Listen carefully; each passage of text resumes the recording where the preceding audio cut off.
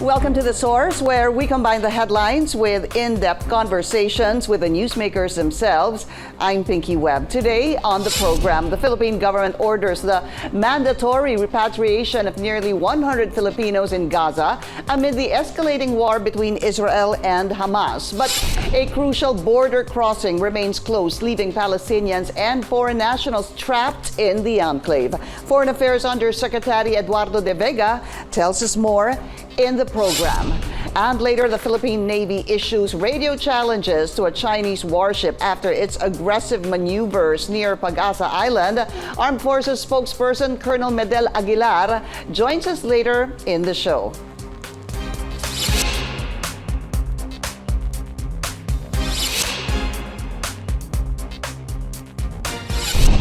2 days since the Philippine government ordered the mandatory repatriation of Filipinos in war-torn Gaza, around 92 Filipinos remain stuck in the Palestinian enclave. The Foreign Affairs Department says it is hopeful a diplomatic solution will soon be reached to allow Filipinos to leave Gaza through the Rafah crossing, which connects to the Egyptian border. Let's go straight to the source of the story. We have Foreign Affairs Undersecretary Eduardo de Vega. Usec de Vega, always a pleasure to have you. And thank you so much for giving us your time, sir. Good morning, always a pleasure. Okay, Usec, right now, how many Filipinos are already in the southern part of Gaza near the Rafah crossing? According to our embassy in Amman, every single one. There's no Filipino left in northern Gaza or in Gaza City, which would be the site of the hostilities between Israel and the Hamas. Some time ago, we were saying that there were 137 Filipinos in Gaza, and then it went down to 131. Number varies, no, depending on the registration. But after we alerted, we put up alert level 4. Now there have been additional Filipinos, and there's a mother with 3 children who just called the embassy to say they also want to go home. And so that makes 135. And out of the 135, at least 78 were the crossing, trying to cross. Not all of them want to, not all the 135 want to leave Gaza, but at least 78 do. And it's only a question of when they'll finally be able to cross. Of course, the embassy is in touch with them and telling them, don't just stay in the crossing kasi wala pang, it's not opening yet. So it's not. They have found, that place is not no man's land. There are homes, there are places to stay nearby. So out of the 135, right now, only 78 have actually signified their intention to want to cross over to Egypt. Yes, and there are a few more. As you mentioned earlier, 92. There were a few more who indicated that they wanted to leave Gaza. But it varies because sometimes they change their minds because we'll make it clear.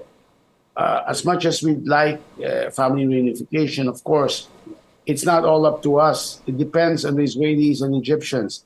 And from what we understand, Palestinians will not be allowed to cross through Egypt. It will only be foreign citizens, including Filipinos.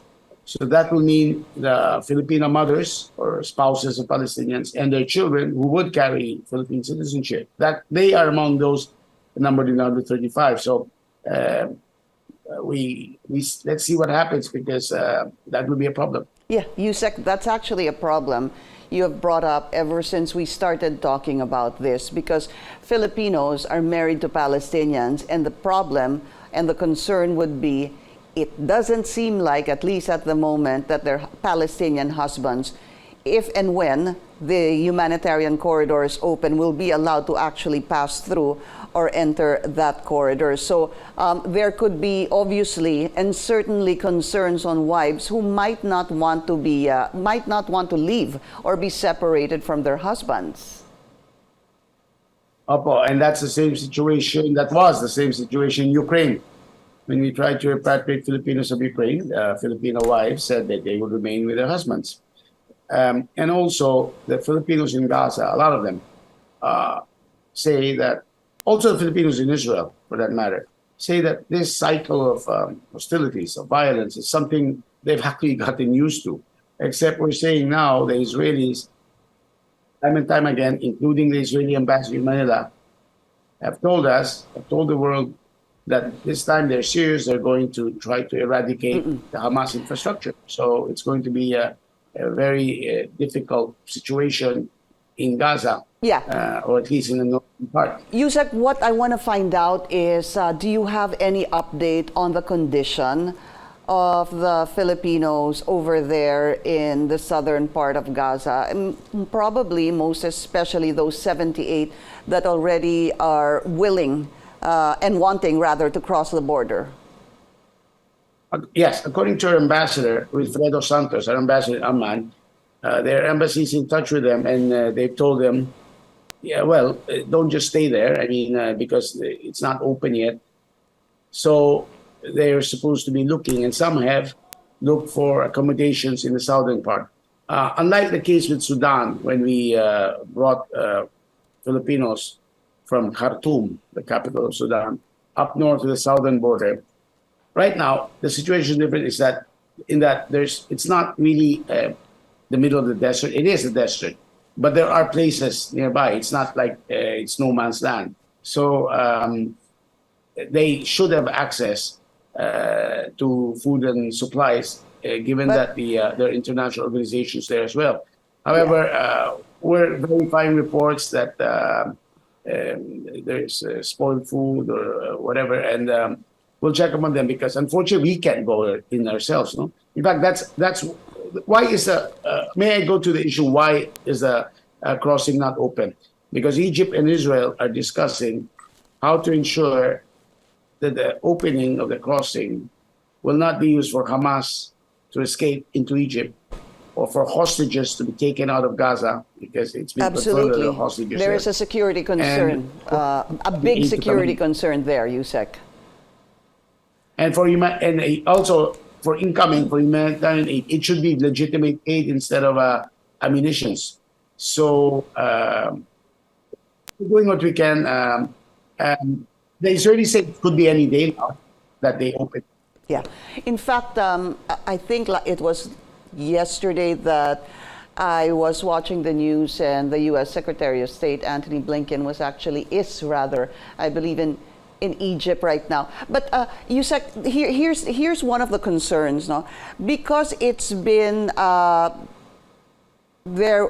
food supply, electricity, and the water supply could possibly be running out by now. We're looking at when did this begin? October 7. So it's been about 9 days since. And of course, that warning that no food, no water, no electricity, they will cut that in Gaza. That's the concern I have with regards to the Filipinos and other nationals and Palestinians as well, sir. I wonder if they actually have enough supplies as we speak. All right. We talked to the Israeli ambassador about this when he called on our foreign secretary. He also called on the president last week. He clarified, internally Gaza has food, has electricity, has water. And of course, they went through the problem of the Hamas leadership, that they're not delivering on basic services. But internally they have. What Israel has cut, he explained, was their provisions. In other words, it was like a sort of a donation, or something that Israel provides as assistance, as regular assistance to the Palestinian people. Food, extra water, extra electricity. But now, because of this attack, they've cut that. But he said there should be no humanitarian crisis, because internally there is. And according to our embassy, there are supplies internally. And according to our embassy in Amman, the Filipinos report that there is electricity, but it's not 24 hours. There is food, but we don't know how long it will last, but there is food. Yeah. That's the question. If they should not stay in the cross, because there's no electricity there, and their cell phones would run out. Usec, if they're just in the right. So Yeah. the Filipinos are there, 78 of them wanting to leave. Tell us more about diplomatic talks, how they are proceeding to be able to open this humanitarian corridor. Yes, that is what you mentioned. Secretary Blinken was in Cairo. He's left. He was on the Middle East tour, and he called on the sides to get to an arrangement, including the allowance of humanitarian aid to enter Gaza, and for the crossing to finally be allowed to open. So we're not privy to these inside talks, but we are definitely engaging with both Egyptians and Israelis. So hopefully it could. In fact, there was word that they would open last weekend, but something happened. So something internal happened. So I believe it could be any day now. I think by the weekend that we would open, that we would see Filipinos crossing. May I also clarify, once they cross the border, it doesn't mean they're in Egypt, home free to go wherever they want. They will stay at the holding center at the Egyptian side while their entry is being processed because their names are already with the Egyptian government. So it will take some time, maybe a day or so, before their visas are stamped and they enter. And when you're there, you're in the Sinai Peninsula. That's not the mainland of Egypt. That's part of Egypt, but they'll have to be brought, and we're ready to do it, from the Sinai Peninsula, across Sinai Peninsula. It takes 5 or 6 hours, all the way to Cairo, all the way to the mainland of Egypt. And from there, we'll repatriate them. We'll fly them home. So, of course, that's a difficulty in Gaza now. And we're confident, though, that, and hopeful, not just hopeful, but confident that eventually we will be able to bring home those who want to leave Gaza. We need to take a short break. This is The Source on CNN Philippines. Please stay tuned.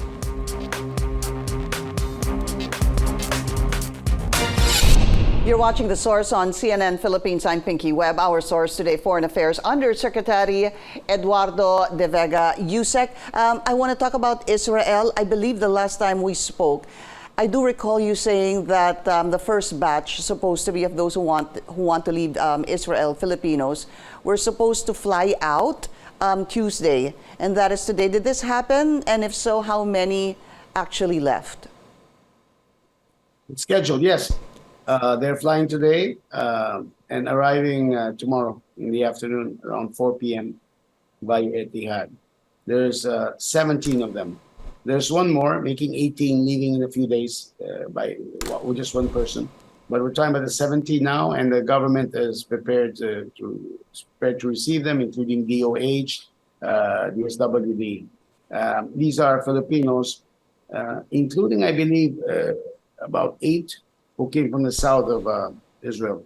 I see. Who have decided to go home because of the economic reasons, or because they lost their jobs because their employer died, or because of hostilities. So that's the first batch. And DMW would have information about future repatriations. But this is the first one, prepared by the Migrant Workers Office there in Tel Aviv. I see. But 17 and then another one. Can we expect more? How many actually signified their intention to leave Israel? If we listen, according to Mr. Kakdak, if we listen to how many have intended, there's a lot, many dozen. Mm-hmm. But when you tell them, all right, we'll repatriate you now, they change their minds. Nagdadalawang isip. Because of, mawawalan daw ng trabaho or what.